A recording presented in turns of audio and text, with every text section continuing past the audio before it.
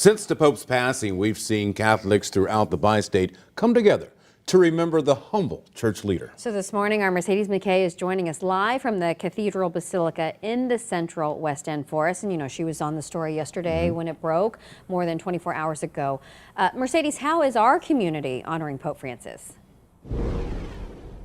Good morning, Rennie and Michelle. Well, Catholics in the St. Louis and Belleville area are honoring Pope Francis in the best way that Catholics know how, through prayer. I was actually here at the Cathedral Basilica yesterday for the noon mass that the St. Louis Archdiocese held in honor of Pope Francis. And you know, I was talking to parishioners as they were walking into mass, and it was just mentioned earlier, we've heard it for the past 24 hours as people remember Pope Francis. The one theme that kept coming up about his legacy is that he was a pope for the people. A picture of Pope Francis was framed at the front of the church during yesterday's service.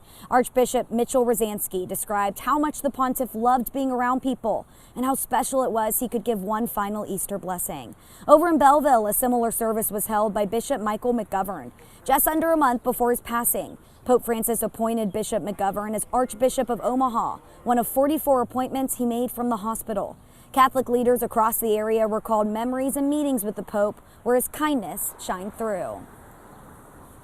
During the meeting, which was almost about 2 hours long, he took the pitcher of water, he poured the water in the glass, and he handed it to the translator because he knew the translator was working. And that, to me, was the epitome of Pope Francis. I once saw a bride reach out and hug the Pope, and of course the security, no touch of Papa.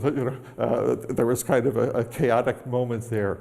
But Papa, Pope, father, grandfather, that was a moment that I'll always remember. Those stories and memories really show what kind of man and what kind of leader Pope Francis was. The Archdiocese of St. Louis says they will be in mourning for the next 9 days and would not comment on thoughts on who could be the next pope. And coming up in our next half hour, what parishioners across our area are saying they'll remember most about Pope Francis. Live in the Central West End, Mercedes McKay, 5 on your side. All right, thanks so much, Mercedes. Of course, the world is still continuing to react to the Pope's death. I want to show you a post from Governor Mike Kehoe in Missouri. Claudia and I joined Catholics across Missouri and around the world in the mourning of the death of Pope Francis. He devoted his life to serving God and the church. May he rest in peace. We have comments from the royal family, Barack Obama, President Barack Obama, former President Joe Biden, Justin Trudeau, so many all around the world. Let me just pull up even Vladimir Zelensky here. So you can see all of these people having posting comments in the last 24 hours, of course, of the Pope's death. We want to know your memories of Pope Francis. You can text us at 314-425-5355, and you might see it later on Today in St. Louis. Our coverage of Pope Francis continues on KCK.com.